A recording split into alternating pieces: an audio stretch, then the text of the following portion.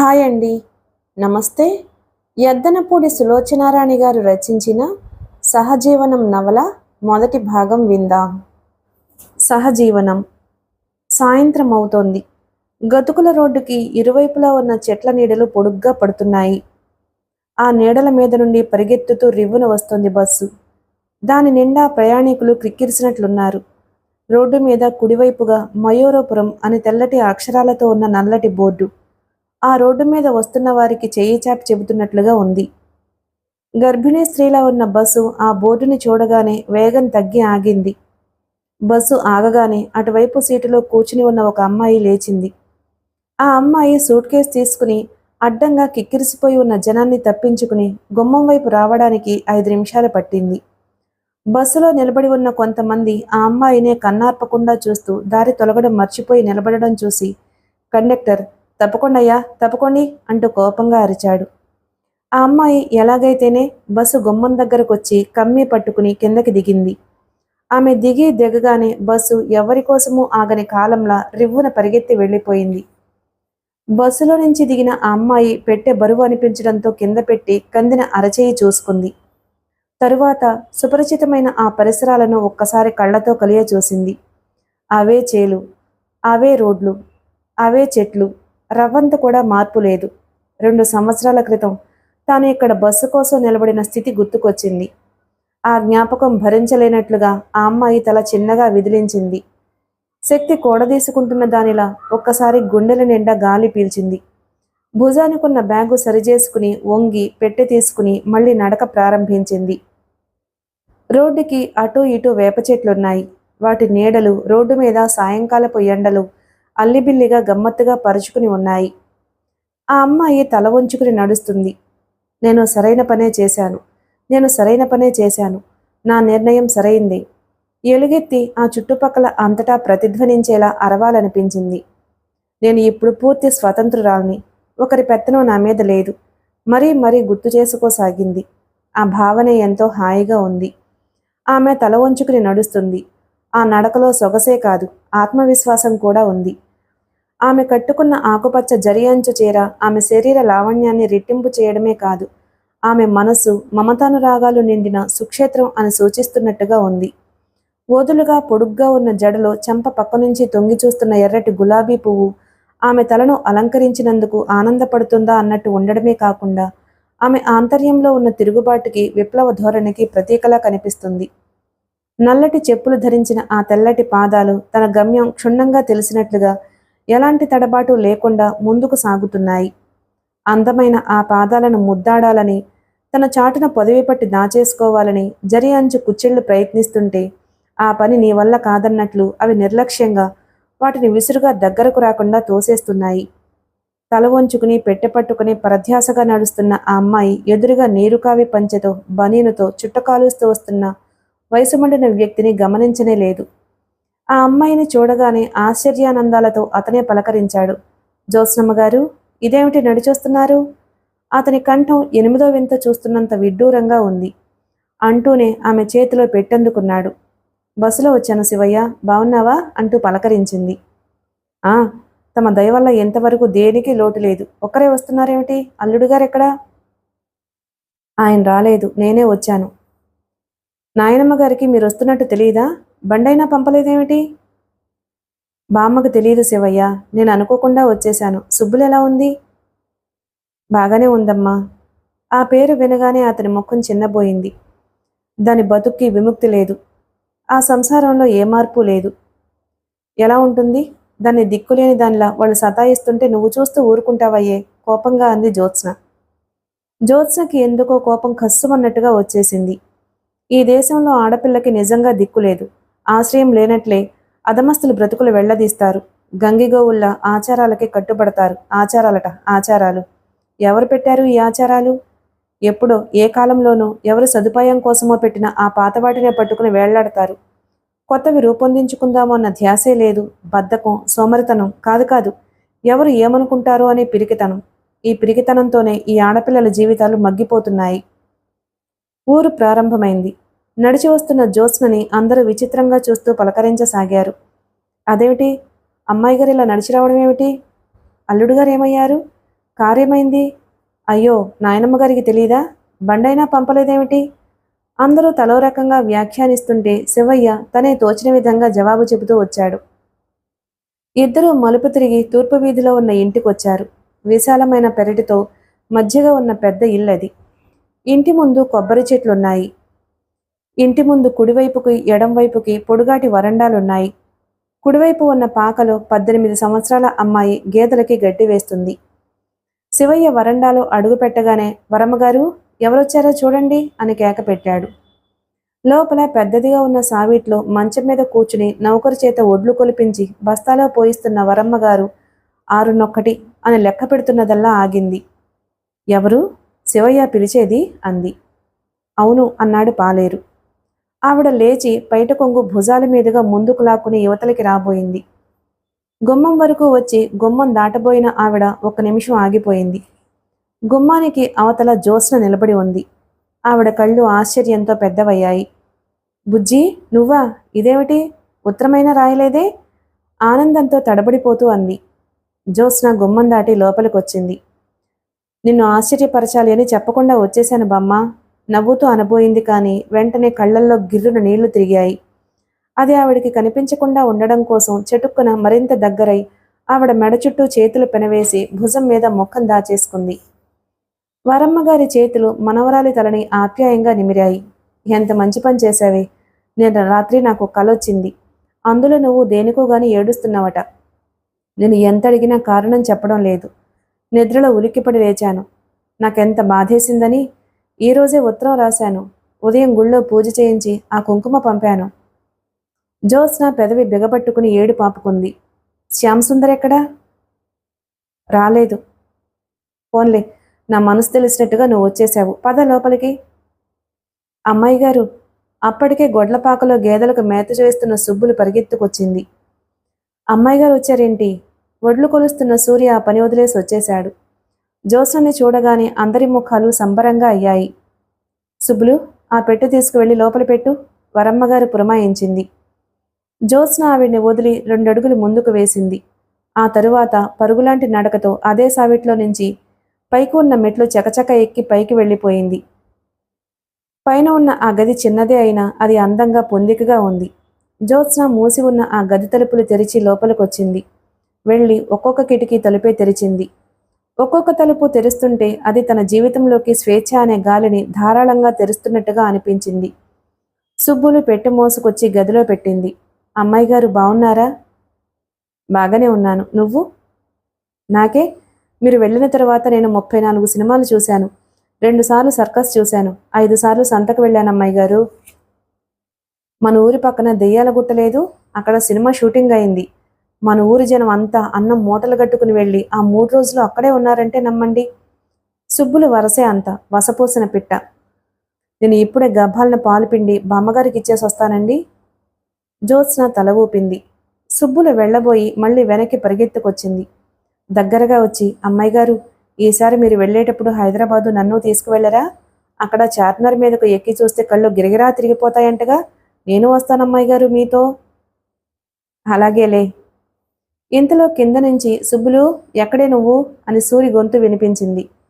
వస్తున్నా అంటూ అరిచి పరిగెత్తింది. సుబ్బులు కిందకొచ్చేసరికి శివయ్య జ్యోత్స్న పెట్టె పట్టుకుని ఒంటరిగా నడిచి రావడం గురించి చెప్పాడు. అయ్యో అలాగా? ఏమిటో పిచ్చి సన్యాసి. నన్ను చూడాలనిపించుంటుంది, వచ్చేసుంటుంది. రేపు ఈ పాటికి అబ్బాయి ఊడిపడడు, 1 నిమిషం వదులుండడు అంది మురిపంగా. ఈ సుబ్బులేది? ఎక్కడి నుంచుంటే అక్కడే పాతుకుపోతుంది. సూరి, సుబ్బుల్ని పిలు. ఆ ఒడ్లు కొలిచినంత వరకు చాలు. సంచి మూత కట్టెయ్యి అంటూ ఆజ్ఞాపించింది. ఇంట్లో కాఫీ పొడి లేదు. సుబ్బుల్ని నీళ్లు పెట్టమని చెప్పు. నువ్వు కామిడింటికి వెళ్ళి కాఫీ పొడం పట్రా అంటూ లోపలకు వెళ్ళబోయింది. శివయ్య వెళ్తున్నానమ్మగారు అన్నాడు. శివయ్య, గోంగూరుంటే పంపు. మీ పొలంలో గోంగూరంటే బుజ్జమ్మకు చచ్చినంత ఇష్టం. కాస్త ఎక్కువ పంపు. వేయించి ఉంచితే వెళ్ళేటప్పుడు వెంట తీసుకువెళ్తుంది. అలాగేనమ్మగారు అన్నాడతను. అరగంట తరువాత వరమ్మగారు కాఫీ గ్లాస్ పుచ్చుకుని తనే పైకొచ్చింది. ఆవిడ వచ్చేసరికి జ్యోత్స్న గదిలో మంచం మీద పక్క నీటుగా వేసుకుంది. జడ విప్పి దువ్వుకుని రిబ్బన్తో కట్టుకుంది. టేప్ రికార్డర్ ఆన్ చేసింది. నువ్వు తెచ్చావేమిటి బామ్మ? పిలిస్తే నేను వచ్చేదానిగా. టేప్ రికార్డర్ ఆపు చేస్తూ అంది. ఆ పాటలంటే ఆవిడికి ఒళ్ళు మంట అని జ్యోత్స్నకి బాగా తెలుసు. కాఫీ పొడి కోమటింటిది, బావుందో లేదో అందావిడ. జ్యోత్స్న గ్లాస్ అందుకుని కాస్త తాగి రుచి చూసి మార్వలెస్ అంటూ బామ్మ బొగ్గ మీద ముద్దు పెట్టుకుంది. ఎన్నాళ్ళుంటావు అందావిడ. ఇప్పుడేగా వచ్చింది, వెళ్ళిపోమంటావా ఏమిటి? చెప్పు, కోపం నటిస్తూ అంది. అది కాదే అమ్మా, నువ్వు ఇట్లా వస్తావు, అతను నీ వెంటే వస్తాడు, వెళ్ళిపోతావు. నువ్వు వచ్చిన సంతోషం ఉండనే ఉండదు. మీ అత్తగారు మామగారు బాగున్నారా? బాగానే ఉన్నారు. శ్యామసుందర్ ఎలా ఉన్నాడు? అతనికే లక్షణంగా ఉన్నాడు. జ్యోత్స్న మొహం తిప్పుకుని ఏటో చూస్తూ అంది. మీ పెద్దాడపడిచి ఎలా ఉంది? హాయిగా ఉంది. ఆవిడ నిట్టూరుస్తూ అంది. బుజ్జి, ఈసారి కనీసం వారం 10 రోజులైనా ఉండవే అమ్మా. నువ్వు లేకపోతే ఇల్లు ఎంత బోసిగా ఉంటుందో. ఎంత అలవాటు పడదామన్నా నా వల్ల కావడం లేదు. జ్యోత్స్న కళ్ళు చెమర్చాయి. ఆవిడ దగ్గరగా వచ్చి భుజాల మీద చేతులు ఆనిస్తూ అంది. మరి నాకు పెళ్ళెందుకు చేసావు చెప్పు? అదేం మాటే, ఆడపిల్లవి, పెళ్లి చేయకుండా ఎలా? అసలు దీనికంతటికీ కారణం నువ్వే. అతను ఇల్లరికం వస్తాననే అన్నాడు, నువ్వే వీల్లేదని షరతు పెట్టావు. అబ్బబామ్మ, ఇప్పుడు అవన్నీ ఎందుకు? బొంగమూతి పెట్టింది. సరే సరే, ఏదైనా చెప్పడం వరకే నా వంతుగాని చివరికి జరిగేదంతా నీ ఇష్టమేగా. నా సంతోషమే నీకు ముఖ్యం అంటావుగా. అవును, ఆ మాట ఇప్పుడే కాదు ఎప్పుడూ అంటాను. బామ్మ జాగ్రత్త, ఈ మాట బాగా గుర్తుపెట్టుకో మరి. చూపుడు వేలు చూపిస్తూ అంది. గుర్తుపెట్టుకోవడానికి నేను ఎప్పుడైనా మర్చిపోతేగా. నేను బ్రతికిందే నీ కోసం. నువ్వు సుఖంగా ఉంటే నేను పడిన శ్రమంతా మర్చిపోతాను. కిందకొచ్చేయి, స్నానం చేసి భోజనం చేద్దు గాని అంది. ఇప్పుడే ఈ పుస్తకాలు సర్ది క్షణంలో వచ్చేస్తాను అంది జ్యోత్స్న. ఆవిడ గ్లాస్ తీసుకుని వెళ్ళిపోయింది. జ్యోత్స్న వెళ్ళి పుస్తకాలు సర్దబోయింది కానీ ఆ పని మీద మనసు నిలవని దానిలా ఆపేసి వచ్చి మంచం మీద కూర్చుంది. జ్యోత్స్న ముఖంలో తెచ్చిపెట్టుకున్న ఆనందం, హుషారు ఆవిడతో పాటే వెళ్ళిపోయాయి. ఆ ముఖంలో గాంభీర్యం అలుముకుంది. బామ్మకు ఎలా చెప్పాలి? తను శాశ్వతంగా వచ్చేసింది. శ్యామసుందర్తో ఆ ఇంటితో సంబంధం తెంచేసుకుంది. తనకేం భయం లేదు. సర్వ ప్రపంచం ఎదురు తిరిగినా ధైర్యంగా ఎదుర్కోగలదు. కాని బామ్మ? ఆవిడ కళ్ళల్లో ఆందోళన చూడలేదు. నువ్వు సుఖంగా ఉంటే నేను పడిన శ్రమంతా మర్చిపోతాను. ఆ మాటలే ఖంగున వినిపిస్తున్నాయి. తను చేసిన పని సరైందే అని ఆవిడికి నచ్చ చెప్పడం ఎలా? తను నిర్ణయించుకున్న గమ్యం ఆవిడికి బాధాపూరితం కాకూడదు. తన స్వాతంత్ర్యం, వ్యక్తిత్వం నిలుపుకోవడం ఆవిడ కలల్ని నెలరాయటం అవుతుందేమో. ఏమన్నాడు శ్యామసుందర్? నువ్వు పోతే నీలాంటి వాళ్ళని 4 భార్యలను తెచ్చుకోగలను. పోతే పో, నాకేం బాధలేదు. జ్యోత్స్న ముఖంలోకి రక్తం పొంగులా వచ్చింది. అవును, ఈ దేశంలో దౌర్భాగ్యం అదే. భార్య పోతే భర్త మరుక్షణంలో 4 భార్యల్ని తెచ్చుకోగలడు. కానీ భర్త వదిలేస్తే భార్యకు జీవితమే దుర్భరం అవుతుంది. దీనికి ఎదురు లేదు, మార్పు రాదు. ఈ ఆడపిల్లలు ఎందుకు మారరు? వీళ్లకు నేర్పించిన చదువులెందుకు? తన విలువ తను తెలుసుకున్నప్పుడే కదా ఎదుటివాళ్లు గుర్తించేలా చేసేది. కాస్త ధైర్యం, రవ్వంత తెగింపు, కాస్త ఆలోచన ఉంటే ఆడపిల్లల జీవితం ఇంత అన్యాయంగా ఉండదేమో. జ్యోత్స్న లేచి వెళ్ళి టేప్ రికార్డర్ ఆన్ చేసింది. మనిషి ఆలోచనల సుడిగుండాల్లో చిక్కుకున్నప్పుడు ఉక్కిరిబిక్కిరయ్యే బాధ నరకయాతనగా ఉంటుంది. తన మనసుకి బాగా విశ్రాంతి కావాలి. నిశ్శబ్దం, ఏకాంతం ఇవి బాధతో నలిబిలి అవుతున్న మనిషినే సేద తీరుస్తాయి. దారి తప్పిన మనసుకి ముక్కుకి తాడుపోసినట్లుగా యథార్థం వైపు లాక్కొస్తాయి. జ్యోత్స్నకి చాలా బాధగా, చాలా దుఃఖంగా ఉంది. ఇంత చిన్న వయసులో జీవిత ప్రాంగణంలో ఇలాంటి పెనుతుఫాను ఎదురవుతుందని కలలో కూడా ఊహించలేదు. పట్టుమని 25 సంవత్సరాలు నిండలేదు. కన్నె వయసులో కోరుకున్న ఆశలన్నీ ఎండమావులై వెక్కిరిస్తూ హేళన చేస్తున్నాయి. జ్యోత్స్న కిటికీ దగ్గరకు వెళ్ళి నిలబడింది. తిథి ఏమిటో తెలియదు. దూరంగా మామిడి చెట్టు కొమ్మల మీద నుంచి చంద్రుడు పూర్ణకాంతులు వెదజల్లుతూ ప్రకాశిస్తున్నాడు. ఆ వెలుగులో మామిడాకులు వింత అందాలను సంతరించుకుని మెరిసిపోతున్నాయి. పల్లెటూరు. అసలు పగలే ఎప్పుడు ఏ ఎద్దు మెడలో మువ్వల చప్పుడో, ఏ బండి చక్రం ఇసుకలో కిర్రమని తిరుగుతున్న ధ్వనో, ఏ కూరగాయల కావిడి కేకో తప్ప నిశ్శబ్దంగానే ఉంటుంది.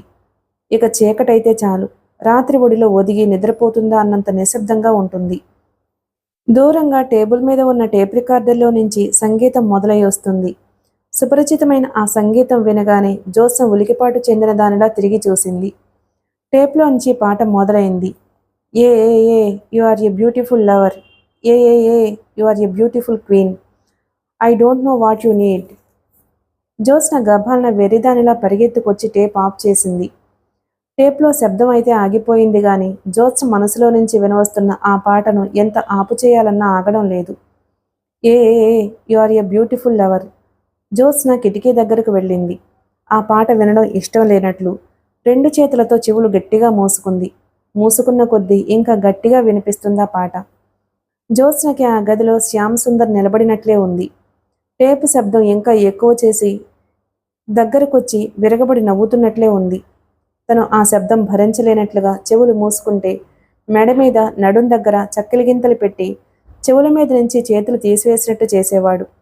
తన కోపంతో అలకతో అతని భుజాలు పట్టి దూరంగా తొయ్యాలని విశ్వప్రయత్నం చేసేది. అతను దూరంగా వెళ్ళి మంచం మీద పడేవాడు. నిజమే, కాని ఒంటరిగా కాదు. అతని చేతుల మధ్య తన నడుం చిక్కించుకుని తను మంచం మీద నుంచి లేవాలని అతని పట్టు విడిపించుకోవాలని విశ్వప్రయత్నం చేసేది కానీ సాధ్యమయ్యేది కాదు. చివరికి అలసి అతని గుండెల మీద తలానించుకుని ఉండిపోయేది.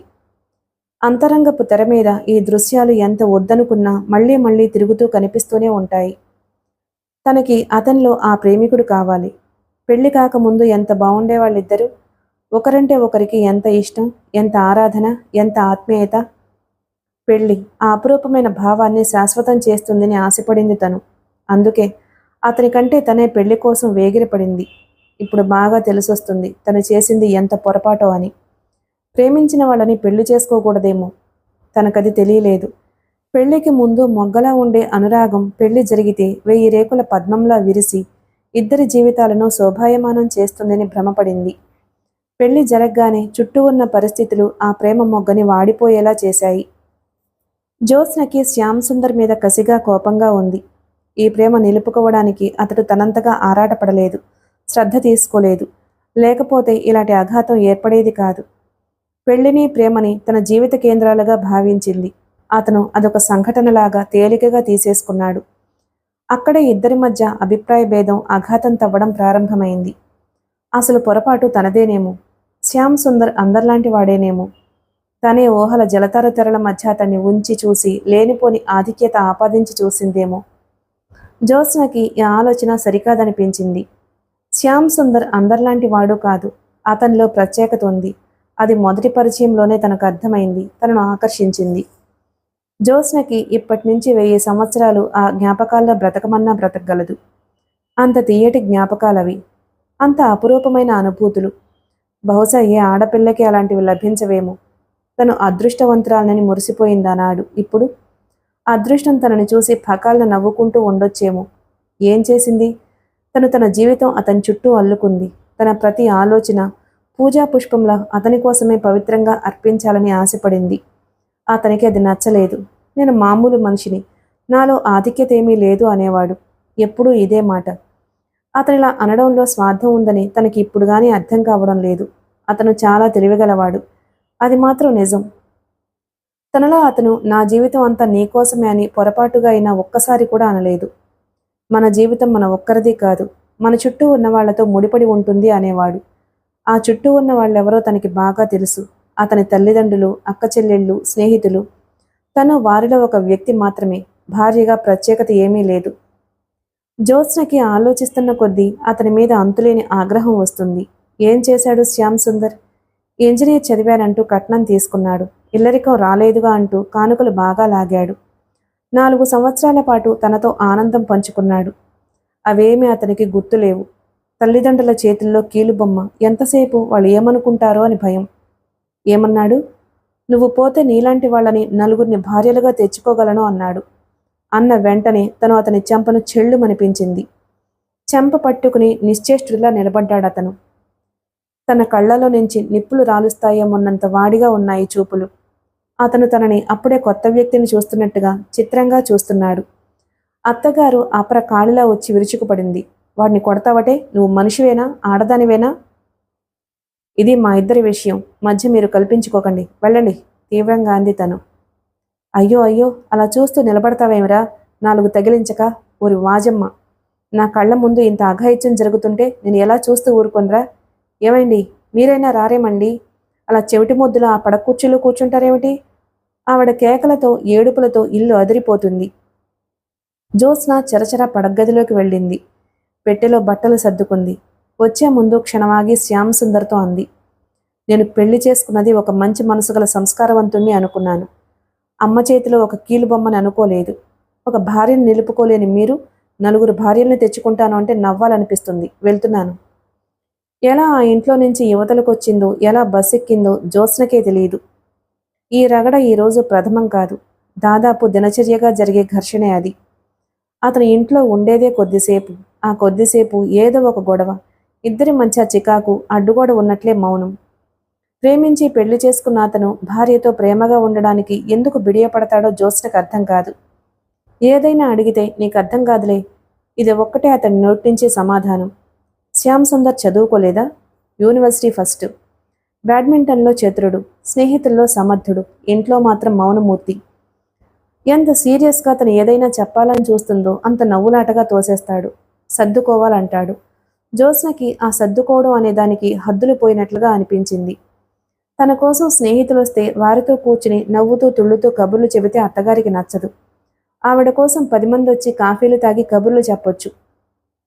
పెళ్లైన కొత్తలోనే తను ఇంటీరియర్ డెకరేటర్గా ఉద్యోగం చేస్తానంటే వద్దు, ఆడపిల్లలు ఉద్యోగాలు చేయటం మా ఇంట వంట లేదు అని అత్తగారు హుకుం జారీ చేసింది. శ్యామ్ సుందర్ ఆవిడ అభిప్రాయాన్ని ఇంకే రకంగా సమర్థిస్తాడు? నీకు ఉద్యోగం ఎందుకోయ్? నన్ను చూసుకో, అదే పెద్ద ఉద్యోగం అనుకో.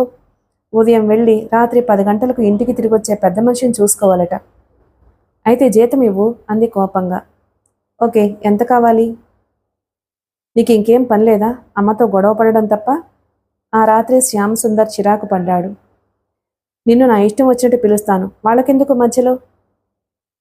నువ్వు అనే భర్తను పిలవడం వాళ్ళకు అలవాటు లేదు. వాళ్ళు పాతరకం కదోయ్, మన ఆచారాలు అలాంటివి. నాన్సెన్స్. ఆ పాత ఆచారాల్ని పట్టుకుని ఎందుకు ప్రాకులాడాలి? మనం కొత్తవి సృష్టించుకోకూడదా?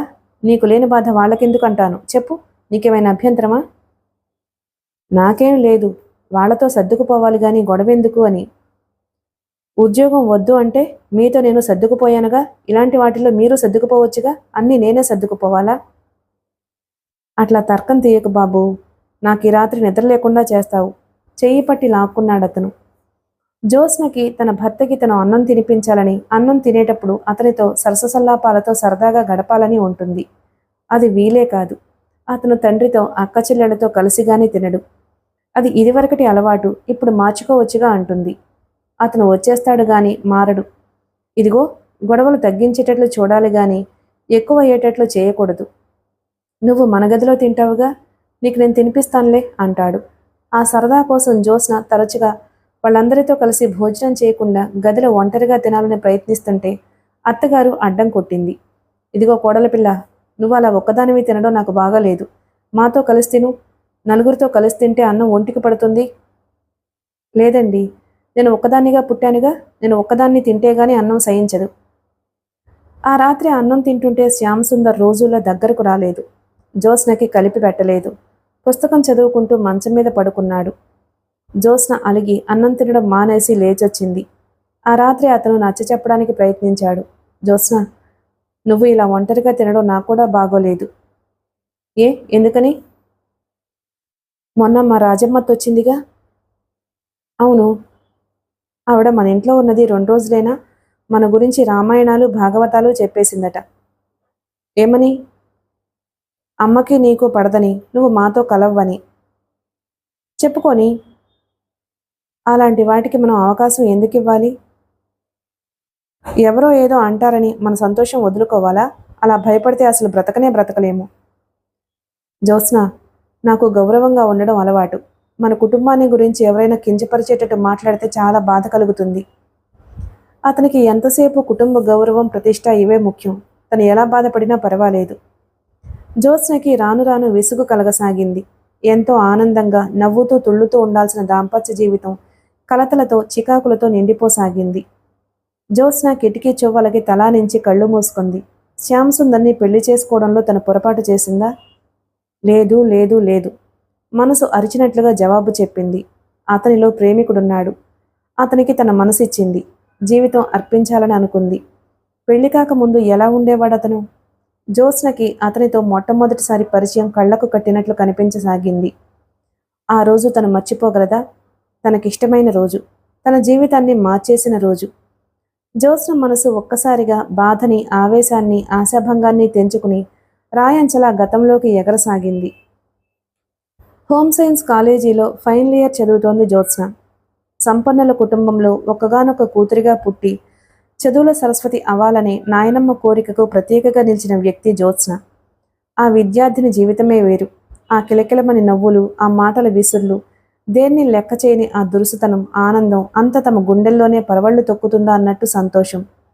అన్ని విషయాలు తెలిసిపోయినట్లుగా ఆ కబుర్లు, ఓహ్, చరిత్రలో సువర్ణాధ్యాయం అన్నట్లు. జీవితంలో తళతళలాడే బంగారు కాంతులతో మిలమిలలాడే దినాలవి. తన గ్రూపులో అందరూ అంతో ఇంతో ఉన్నవాళ్లే. చీరలకి, నగలకి ఎవ్వరికీ కొదవలేదు. ఒకరికి మించినట్లు ఇంకొకరు ఉండేవారు. తన గ్రూప్ 6 ఒక జట్టు. తను, సరిత, మాధవి, ఆశ, పల్లవి, శాంత. అల్లరి ఎంత చేసేవారో చదువులో కూడా అంత ఫస్ట్. అందుకే లెక్చరర్స్కి కోపం ఉన్న అభిమానం ఉండేది. డబ్బున్న వాళ్ళు వీళ్ళు ఎంత అల్లరి చేసినా ఏమీ అనరు అంటూ మిగతా వాళ్ళు పళ్ళు కొరుకునేవారు. లెక్చరర్స్ ఆధిక్యత ఇచ్చేది డబ్బు చూసి కాదు, చదువు సామర్థ్యం చూసి. అల్లరి చేస్తేనే కాలేజీలో ఏదైనా ఫంక్షన్ కానీ డొనేషన్స్ వసూలు చేయడం కానీ వస్తే తామే ముందరుండేవారు. ఆ సామర్థ్యం ఒప్పుకొని వాళ్ళు ఊరికే ఈర్ష్యపడేవాళ్ళు. అసలు ఆ వయసే వేరు. మంచి చీర కట్టుకుని కాలేజీకి వెళితే అందరూ మోగగా ప్రశంసాపూర్వకంగానో ఈర్ష్యాపూరితంగానో దృష్టిలు సారిస్తుంటే చెప్పలేని ఆనందం. ఇష్టమైన హీరో సినిమా రిలీజ్ అయితే మొట్టమొదటి ఆట బ్లాక్లో ఎంతైనా సరే కొని చూడగలిగితే అదే చెప్పలేని సంతోషం. సినిమాలు చూడడంలో, ఎగ్జిబిషన్స్ కండక్ట్ చేయడంలో, ఎక్స్కర్షన్స్ అరేంజ్ చేయడంలో అన్నిట్లోనూ ఫస్ట్ ఉండేవారు. ఎక్కడ ఏ విషయంలో అయినా సరే రెండో ర్యాంక్లో నిలబడాలి అంటే సర్వస్వం పోగొట్టుకున్నంత చిన్నతనంగా ఉండేది. ఆ 6 కాలేజీలో కావ్యనాయకులు అనే పేరుండేది.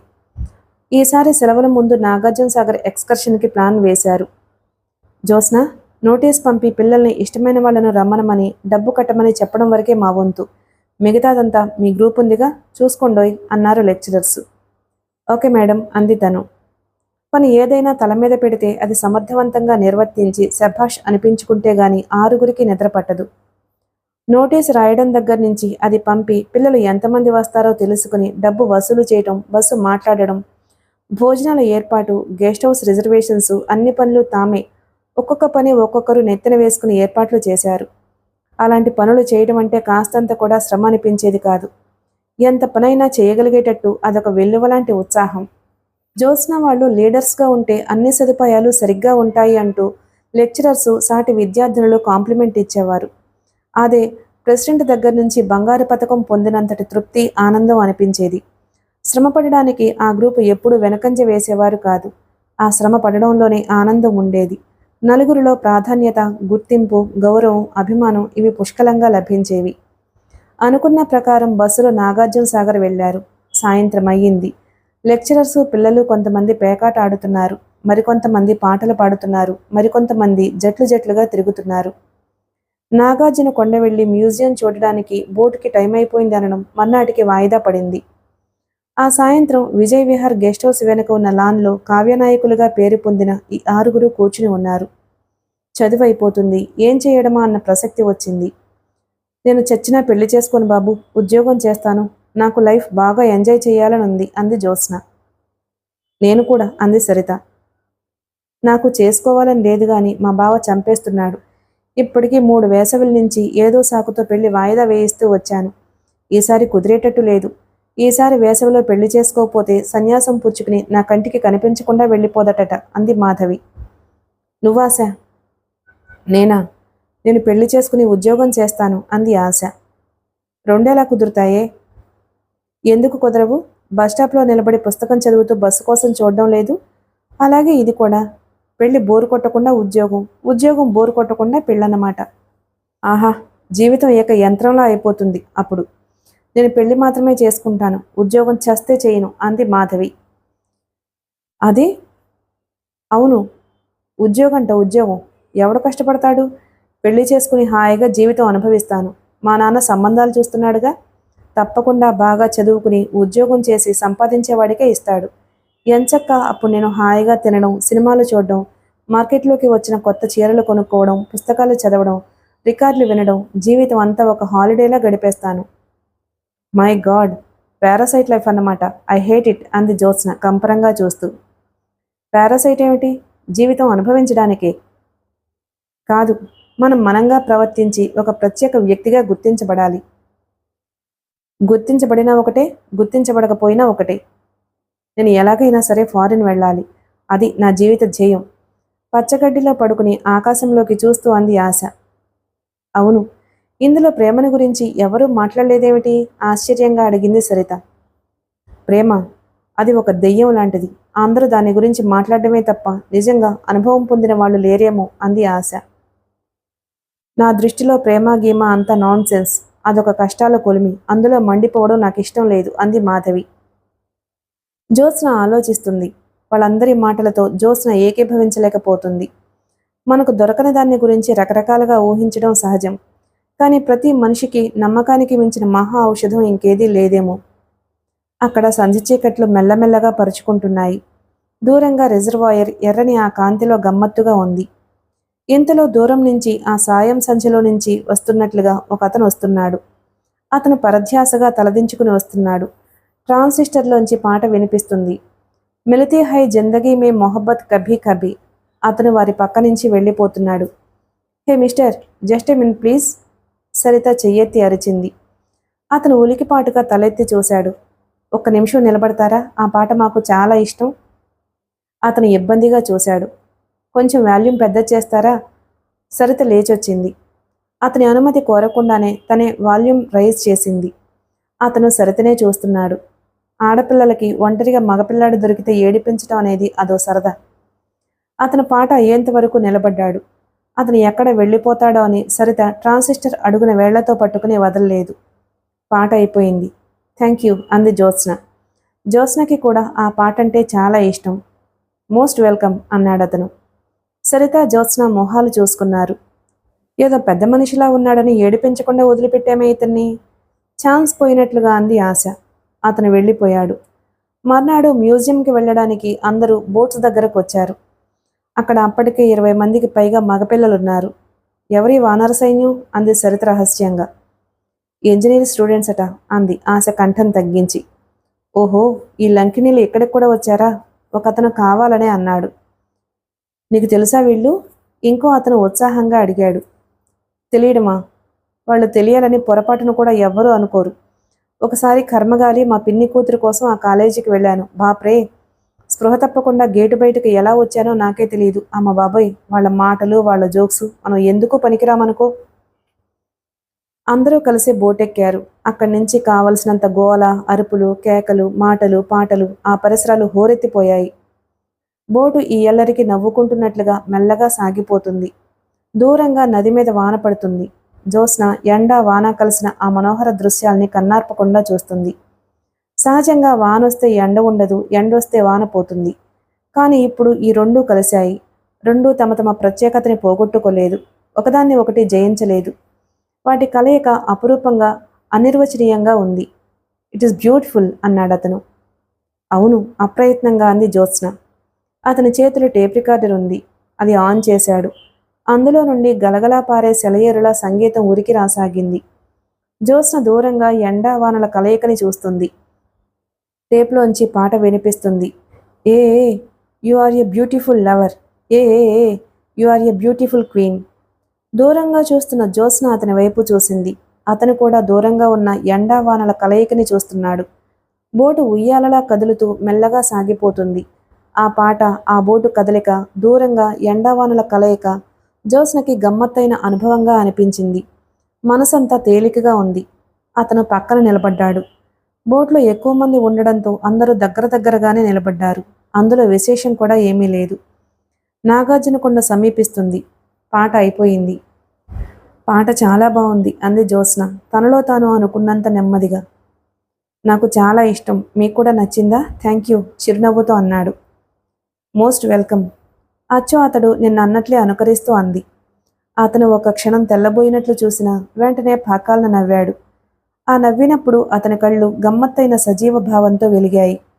పళ్ల వరస ఎంతో అందంగా ఉంది. జ్యోత్స్న అతన్నే చూస్తుంది. A you are a beautiful lover. ఆ పాట చెవుల్లో హఠాత్తుగా ప్రతిధ్వనించింది. ఇంతలో బోటు కొండ దగ్గరకు చేరుకోవడంతో అందరూ బిగ్గరగా మాట్లాడడంతో సందడిగా అయిపోయింది. ఒక్కొక్కరు జాగ్రత్తగా దిగారు. కొండంతా తిరిగి చూసింది తక్కువే అయినా గొడవ మాత్రం ఎక్కువ. ఆడపిల్లల్ని చూసేసరికి మగపిల్లలకి, మగపిల్లల్ని చూసేసరికి ఆడపిల్లలకి ఇంకా అల్లరి చేయాలనే ఉత్సాహం వచ్చేసింది. ఆడపిల్లలు చూస్తున్నారనే ఉత్సాహం కొద్దీ స్నానరేవు దగ్గర ఇంజనీరింగ్ స్టూడెంట్స్ ఈత కొట్టడానికి నీళ్లలోకి దిగారు.